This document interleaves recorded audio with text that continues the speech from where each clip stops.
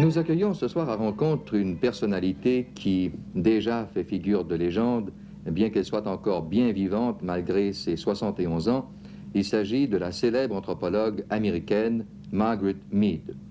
Margaret Mead non seulement est une autorité reconnue en matière de culture primitive, mais c'est aussi une scientifique qui a apporté une contribution exceptionnelle à la sociologie contemporaine. Et Margaret Mead elle-même est une femme exceptionnelle. Elle a les connaissances du spécialiste, mais aussi un esprit tellement ouvert qu'elle a réussi à appliquer des connaissances très précises qui touchent à des civilisations lointaines à l'étude de notre culture et de notre civilisation occidentale. C'est ainsi que Margaret Mead est devenue une espèce d'oracle que l'on consulte sur tous les sujets, et toujours elle a quelque chose à dire, non seulement de pertinent, mais aussi d'essentiel, qu'il s'agisse de religion, de sexualité ou d'éducation. Tout ce qui touche le comportement humain n'est pas étranger à sa réflexion. Pour ceux qui s'intéressent à la pensée de Margaret Mead, j'aimerais, avant de passer à l'interview proprement dite, vous signaler deux livres qu'elle a écrits récemment. L'un qui s'intitule Blackberry Winter et qui est le premier livre de son autobiographie, et un autre qui s'intitule en français Le fossé des générations, un titre qu'elle préfère d'ailleurs au titre original qui est Culture and Commitment, A Study of the Generations Gap, et qui, je crois, est une réflexion fondamentale sur notre monde en évolution. Mrs. Mead, there are so many questions I think an interviewer could answer. Madame Mead, il y a tellement de questions qu'un intervieweur pourrait vous poser que j'hésite à choisir parmi toutes celles auxquelles vous pourriez répondre. Mais, à vrai dire, ce que j'aimerais vous demander, c'est de nous éclairer un peu sur l'état de confusion dans lequel nous vivons. C'est un fait que vous reconnaissez, je pense. Oui. Alors peut-être devrais-je vous demander d'abord quelles sont, selon vous, les causes de cette confusion totale? I think the whole world has faced a kind of break that's never faced before. Je crois que le monde entier a dû affronter un genre de conflit qu'il n'avait jamais connu auparavant. Vous savez, chaque société connaît périodiquement des conflits importants.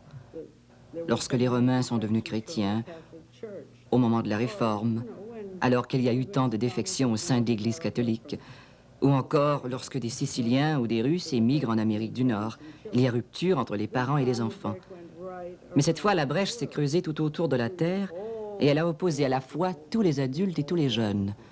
Nous n'avions encore rien connu de semblable. La crise que nous traversons en ce moment, on l'a attribuée à plusieurs causes, dont la principale, d'après certains, serait la rapidité du changement. Et je me souviens qu'il y a 10 ans, on présentait sur Broadway une comédie musicale à grand succès qui avait pour titre « Stop the world, I want to get off » « Arrêtez la terre, je veux descendre ». Alors, la question que je voudrais vous poser est la suivante. Croyez-vous l'homme vraiment capable de s'adapter à un rythme de changement aussi rapide? Oui, et je crois même qu'on peut s'adapter d'autant plus facilement que les changements sont rapides et radicaux. Et j'utilise comme comparaison ce qui se passe lorsqu'on se foule une cheville. Si vous vous foulez la cheville, le plus difficile sera de vous adapter à la douleur. Le mal ne vient pas de l'entorse en soi, mais de l'adaptation à la douleur. Maintenant, à travers le monde, d'immenses besoins de changement se font sentir. Cependant, dans les sociétés où les grands-parents, les parents et les enfants évoluent ensemble et changent tout d'un seul coup, c'est beaucoup plus facile et moins pénible que de transformer petit à petit des habitudes que tout le monde traîne avec soi. Mais les gens sont réticents devant le changement, les adultes du moins. Oui, mais ils devraient s'inspirer des immigrants. Le Canada et les États-Unis sont des pays qui ont été faits en grande partie par des pauvres qui, à leur arrivée ici, n'avaient pour tout bien que quelques vêtements de rechange. Ils n'ont pas apporté leur architecture avec eux, ni leur batterie de cuisine. Ils ne pouvaient se procurer leurs aliments habituels. Alors leurs enfants ont grandi ici et se sont adaptés comme jamais ils ne l'auraient pu s'ils avaient été entourés des coutumes du passé. Alors vous pensez que nous pourrions nous adapter aujourd'hui au monde nouveau aussi facilement que les immigrants l'ont fait? Si nous le faisions plus rapidement, voyez-vous, si nous érigions le genre de cité propre au temps nouveau, qui ne mobiliserait pas une trop grande somme d'énergie, qui n'utiliserait pas trop de matériaux non biodégradables, des cités qui rétabliraient une vie communautaire parmi les hommes. Si nous faisions tout cela à la fois et demandions à tout le monde, arrière-grands-parents, grands-parents, parents et enfants, de travailler dans un nouvel environnement, je pense que nous pourrions y arriver. Il ne semble pas qu'il leur soit possible de le faire, cependant. Comment? Cela ne semble pas possible. Personne n'a essayé? Mais je pense que la plupart des gens s'y opposent. Non, je ne pense pas que la plupart des gens s'y opposent, vous savez. Je ne crois pas qu'on doit voir les choses de cette façon, en termes d'opposition. Personne n'a essayé, si ce n'est mais quelques centaines de gens en Nouvelle-Guinée qui ont eu assez de bon sens pour essayer. Ils ont dit, regardons les choses en face et décidons tout de suite si nous voulons changer. Transformons tout à la fois, dirent-ils, et que grand-mère emboîte le pas. Elle ne réussira pas tout à fait aussi bien que les autres. Elle n'a pas été préparée à cela. Et elle risque de perdre patience. Mais néanmoins, elle doit s'y mettre comme tout le monde. À ce propos, vous avez écrit dans ce livre fascinant, Le fossé des générations, qu'il est important que nous sachions ce qu'est le changement, que nous devrions avoir une idée très précise de ce qu'est le changement. Eh bien, nous devrions savoir tout de suite ce que nous voulons, voyez-vous. Nous devrions connaître la situation actuelle du monde, ce qui n'était pas possible dans le passé. Voyez-vous, l'homme d'hier n'a jamais possédé une vue d'ensemble de sa planète, avec ses ressources. Nous connaissons la quantité exacte de cuivre qui se trouve ici, vous savez. Et l'homme n'avait jamais pu observer la Terre en faisant le tour, ni observer la Lune en s'y posant. Nous savons qui habite la Terre, nous savons qu'il n'y a ici personne d'autre que nous, aucune autre race, pas de personnages bizarres, ni de bonhommes fantastiques, personne d'autre que nous. Nous ignorions ce genre de choses auparavant. Donc, lorsque nous connaissons des choses nouvelles, nous devrions pouvoir accomplir des choses nouvelles. Mais qui va accomplir les choses nouvelles qui doivent être faites? Vous et moi? Personne d'autre? À votre âge et à mon âge? Bien sûr, et à tout âge. Tout le monde tourne en rond en se demandant qui va le faire. Les seuls qui puissions faire quelque chose, c'est nous. Vous avez dit que la preuve que nous avons que la situation actuelle est absolument nouvelle, c'est le fait que le phénomène de la révolte des jeunes est universel et sans précédent. Oui, la rupture survenue entre les adultes et les jeunes se manifeste partout dans le monde. Les gens ne la considèrent pas comme une révolte. Mais cette rupture est bien réelle. Il y a 7 ans, les aînés avaient 20 ans. Maintenant, les aînés ont 27 ans. Dans 10 ans, les aînés auront 37 ans. Et il y aura toujours un fossé entre les vieux et les jeunes. Voyez, parlons de la jeunesse. Nous vivons une époque au cours de laquelle tout se passe avec une telle rapidité que la somme de l'expérience des plus vieux est totalement différente de celle que connaissent les jeunes. Et l'expérience des aînés est rejetée par les jeunes. Eh bien, on ne peut pas dire qu'elle la rejette vraiment. Ils sont inquiets. Les gens plus âgés ne semblent pas comprendre ce qui se passe. Mais vous savez, comme les enfants ont grandi ici, ils observent ce qui se passe et disent « Qu'est-ce que vous avez? Ne savez-vous pas compter? Vous rendez-vous compte de ce que signifie le fait, pour tous les pays, d'avoir un excédent d'exportation? Qu'est-ce que ça veut dire? Comment chaque pays peut-il avoir un surplus d'exportation, à moins que vous ne l'expédiiez aux pingouins? Et cependant, les économistes continuent de vanter l'intérêt pour chaque pays d'avoir un surplus d'exportation. C'est stupide. Les jeunes disent « Vous ne savez donc pas compter. » Quand vous construisez un aéroport, ne le construisez-vous pas à la mesure des avions qu'elle doit recevoir? Et pourquoi ne vous rendez-vous pas compte que nous ne nous débarrasserons jamais de la bombe? On peut peut-être régler la question des stocks excédentaires, mais la bombe et la certitude que la bombe existe et que pour la première fois dans l'histoire de l'homme, des êtres humains pourraient détruire la planète entière, voilà une menace constante qui ne disparaîtra pas. Rendez-vous à l'évidence. D'après ce que vous dites, ce sont les jeunes qui sont en passe d'enseigner les adultes. C'est vrai. Ils ne sont pas des maîtres dans le sens, vous savez, qu'ils ont acquis une très grande sagesse. Les gens plus âgés ont cela. Ils ont plus d'expérience, ils ont plus de sagesse. Cependant, les jeunes ont grandi ici. Et comme les jeunes qui ont émigré en Amérique du Nord, les enfants ont grandi ici, mais leurs parents ont dû s'adapter et apprendre en tant qu'immigrants. C'est de cela qu'il est question. Vous avez dit, Madame Mead, qu'il n'y a pas un adulte qui sait ce qui se passe, ce qui arrive à notre monde, alors que les enfants nés depuis les 20 dernières années, eux, le savent très bien. Les 27 dernières années maintenant. 27 maintenant. Oui. Voyez-vous, parce que c'est d'être né ici qui fait toute la différence. Tout le monde sait comment les choses se passent dans un pays peuplé d'immigrants comme les États-Unis. Ce pays doit croître et se développer, et à cause de cela semble toujours plein de promesses. Les enfants grandissent, vous savez. Et des jeunes de 14 ou 15 ans nous disent « Vous savez, je m'intéressais beaucoup aux choses de l'espace lorsque j'étais jeune. Vous savez, d'aussi loin que je m'en souvienne, des hommes sont allés à la Lune. » Voilà un monde différent de celui dans lequel vous et moi avons grandi. J'ai l'impression que ce phénomène nouveau remet en question les bases mêmes de notre système d'enseignement, au point qu'on se demande qui va enseigner à qui, quelle sera la matière d'enseignement. Quel est votre avis là-dessus? Je pense que nous devrions laisser tomber la distinction qui existe entre maîtres et étudiants. Je crois que nous devrions avoir un système scolaire dans lequel tout le monde serait à la fois professeur et élève. Alors un étudiant qui prépare un diplôme pourrait en même temps enseigner à de jeunes enfants, quitte à poursuivre ses études jusqu'à un âge plus avancé. Ou bien encore, un élève du high school pourrait tour à tour étudier et enseigner. Ainsi, études et enseignement seraient les éléments indissociables d'un tout. Instruire un jeune homme ou une jeune fille jusqu'à l'âge de 20 ans et les faire ensuite enseigner une 5e année pour le reste de leur vie et supposer qu'ils savent parfaitement ce qu'il convient d'enseigner à des élèves de 5e année, je pense que c'est dépassé. Et d'après vous, c'est un non-sens? Oui, maintenant. Cela n'a pas toujours été un non-sens. Autrefois, on savait ce qu'il convenait d'enseigner à des élèves de 5e. L'évolution était assez lente pour que les aînés sachent ce qu'il fallait enseigner aux enfants. Mais ils ne le savent plus maintenant. Cependant, cela ne veut pas dire que les adultes ne connaissent pas des tas de choses que les enfants ignorent. Comme vous disiez, ils possèdent quelque habileté, quelque sagesse peut-être.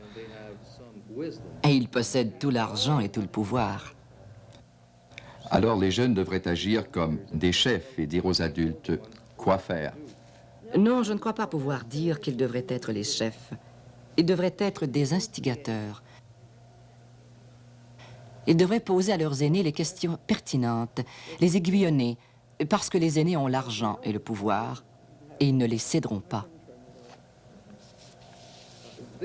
Je suppose qu'au niveau de l'école, du collège et de l'université, cela pourrait se faire assez facilement, mais à la maison, comment les choses se passent-elles?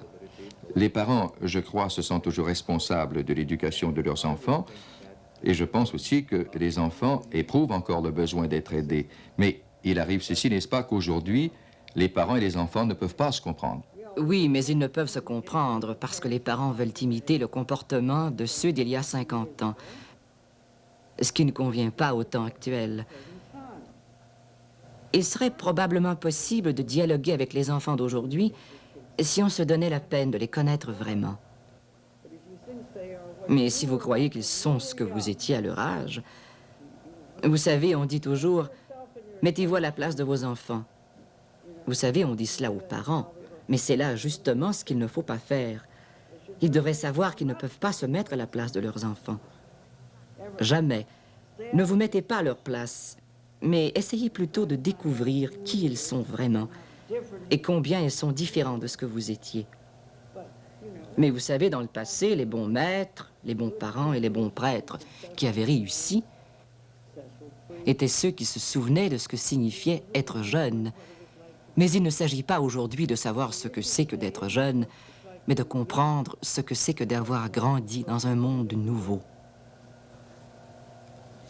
Il doit être difficile d'en arriver à une telle compréhension. En effet. Mais c'est pourtant nécessaire. Et c'est possible. Je pense que c'est possible. Et de façon concrète, que pourriez-vous proposer aux adultes de faire à ce sujet? Je proposerai aux adultes d'être aux écoutes des jeunes. Les écouter simplement. Ils n'écoutent jamais. Ils font la loi. Ils demandent « Dis-moi pourquoi tu ne t'es pas fait couper les cheveux ?» Et avant même que le jeune ne réponde, ils disent « Je t'ai dit de te faire couper les cheveux. Pourquoi ne l'as-tu pas fait ?» Ils n'écoutent pas. S'ils étaient attentifs, ils découvriraient ce que les enfants veulent dire.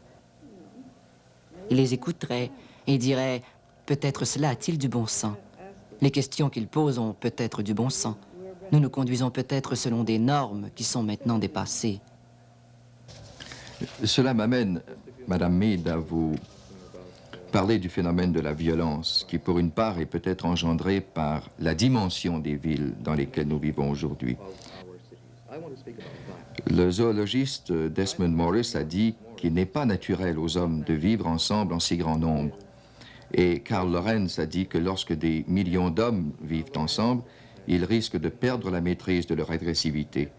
Et l'agressivité collective, affirme-t-il, constitue le principal danger de notre civilisation moderne. Êtes-vous d'accord avec ces opinions? Écoutez, personne ne sait quelles seraient pour l'homme les dimensions de la ville idéale. 20, 60, 80 habitants. Voulons-nous retourner en arrière et vivre à la façon de nos premiers ancêtres? Renoncer à tous les avantages qu'offre la ville, l'effet stimulant que provoque la confrontation entre gens différents des uns des autres et le développement d'idées nouvelles. Nous ne voulons pas renoncer à tout cela. C'est la ville qui a été le point de départ de la civilisation. Alors quand nous disons que tout ce que nous voulons, c'est de retourner à une forme de vie primitive, parce que nous ne savons pas organiser la ville, c'est ridicule. Personne ne connaît la grandeur idéale d'une ville. Mais ce que nous savons, c'est que nos villes actuelles sont très mal faites. Leur conception est très mauvaise à tout point de vue. Mais il n'existe de preuve d'aucune sorte du fait que le taux d'agression serait proportionnel au nombre de ses habitants. L'agressivité s'accroît au rythme de la population, mais surtout au rythme des restrictions. Restrictions de nourriture, ou bien là où les gens sont tous semblables. Par exemple, prenez des rats adultes, tous des mâles, et placez-les tous ensemble pendant un temps assez long. Si vous leur amenez ensuite de jeunes rats, ils manifesteront envers les nouveaux arrivés une très grande hostilité. Mais si nous vivions au sein d'une communauté formée à la base de 4 générations et dans laquelle les enfants grandiraient près de vieillards habitant non loin des lieux de leur jeunesse, tout cela est réalisable dans des villes de 10 millions d'habitants. Nous n'avons aucune raison de construire les villes idiotes qui se construisent en ce moment. Les villes telles qu'elles existent aujourd'hui conditionnent notre mode de vie d'une certaine manière, c'est sûr. Et il y a là quelque chose qui me frappe beaucoup. C'est la passivité des gens. La journée de travail terminée, on rentre chez soi avec l'envie de ne rien faire. On ne veut rien savoir. On s'assied devant la télévision et on ne bouge plus. Est-ce que du point de vue social, cette attitude ne comporte pas de graves dangers, d'après vous? Vous n'avez pas de grand-père qui soit encore vivant, je suppose. Non. Si c'était le cas, vous pourriez lui demander ce qu'il faisait le soir. La plupart du temps, il ne faisait rien d'autre qu'aller dormir. Dans le temps de nos grands-parents, ils étaient si fatigués après avoir travaillé de si longues heures qu'ils ne pensaient qu'à dormir. Eh bien, je crois que regarder la télévision est plus intéressant que dormir, voyez-vous. Mais nous songeons toujours à une certaine catégorie de gens très instruits qui, une fois leur travail terminé, rentraient chez eux et se plongeaient dans des livres. La plupart des gens ne lisaient pas. La plupart des gens s'endormaient avec les oiseaux et se relevaient à 5 heures du matin pour entreprendre une journée de travail de 12 heures. Vous disiez que nos villes sont mal conçues. Peut-être aussi notre monde est-il mal administré. Et je me disais que si, en démocratie, les gens ne prennent pas un intérêt réel aux affaires de la cité et une part active dans l'élaboration des décisions, s'ils demeurent passifs, c'est très inquiétant. Eh bien, les gens ne manifesteront aucune espèce d'intérêt, à moins qu'ils ne sentent vraiment qu'ils peuvent exercer quelque influence. Donc, si on s'arrange pour que leur vote n'ait aucune espèce d'importance, ils ne voteront pas, c'est tout.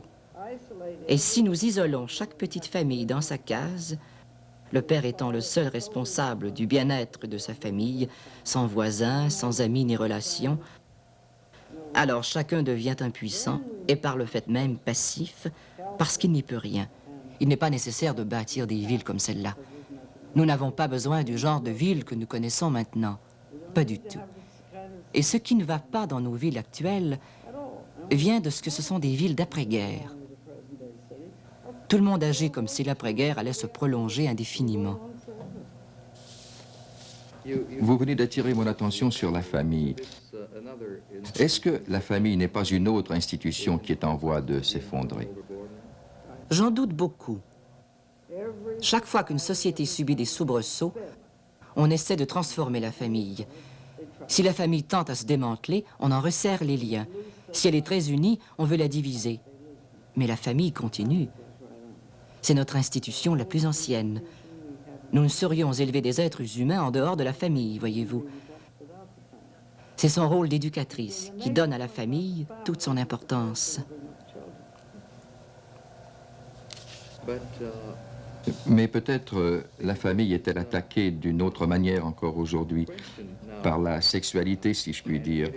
Le mariage étant envisagé de plus en plus comme un moyen d'épanouissement personnel et non plus en vue des enfants.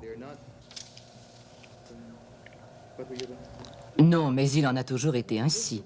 On a toujours été capable, vous savez, mais on a pu le faire efficacement, c'est-à-dire dissocier le sexe et la procréation grâce aux contraceptifs.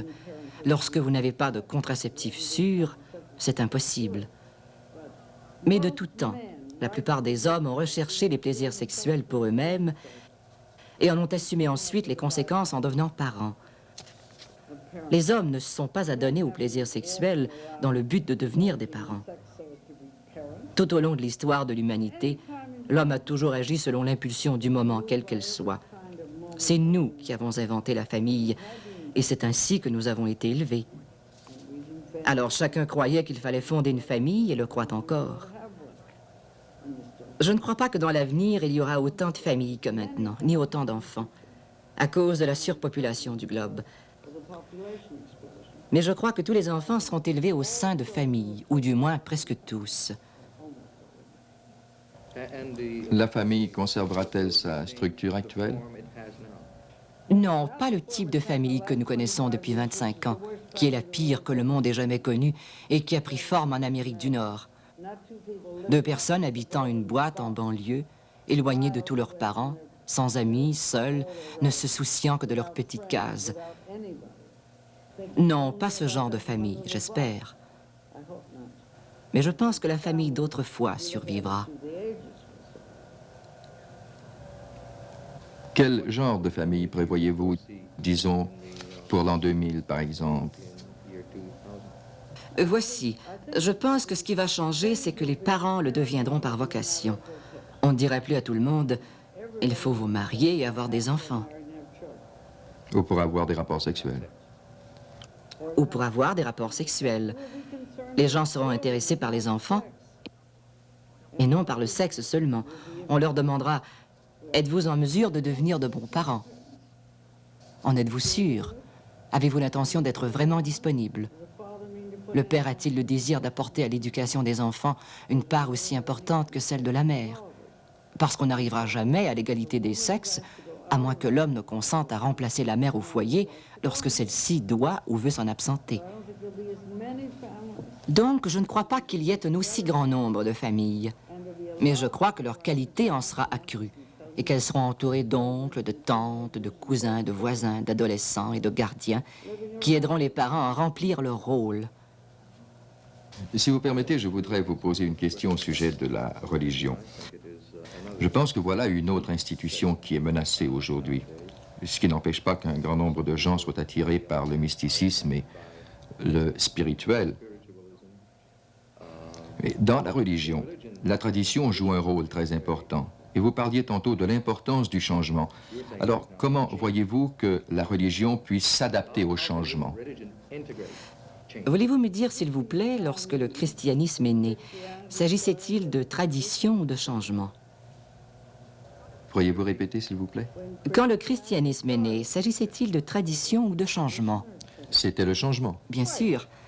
Alors comment pouvez-vous dire que la tradition constitue la partie la plus importante de la religion? Et peut-être devrais-je reformuler ma pensée en disant que la tradition détient un rôle très important dans certaines religions. Non, je crois que vous avez raison de dire que les religions ont tendance à se figer en des attitudes traditionnelles et à perdre toute spontanéité. Et nous vivons une époque où les gens s'intéressent à la religion. Vous savez, tous ces gens allant à l'église, sans une once de vraie religion, comme à des siestes agréables où il ne se passe rien. Et quand il se passe quelque chose, on s'agite, on s'inquiète, on doute. On apporte des changements, on fait toutes sortes de choses. Je pense que nous vivons une époque de religion très intense, que les années de 1950 à 1960 n'ont pas connue. Il y a une dernière question que j'aimerais vous poser, Madame Mead. Bien sûr, je souhaite très sincèrement que vous viviez en bonne santé pendant plusieurs années encore, mais si vous deviez, aujourd'hui, rédiger le dernier chapitre de votre dernier livre, quel genre de message tenteriez-vous de transmettre à vos compatriotes? J'écris toujours le dernier chapitre de mon dernier livre ou de quoi que j'écrive. Je vis toujours chaque journée comme si c'était la dernière. Très bien, mais voulez-vous quand même répondre à ma question? Eh bien, je dirais aux hommes qu'ils ont en main la plus grande chance que nous ayons jamais eue d'établir la paix sur notre planète. Parce qu'au lieu de territoires que nous ne pouvons partager, vous savez, nous avons l'air et les océans que nous devons partager. Et notre existence même dépend de ce partage.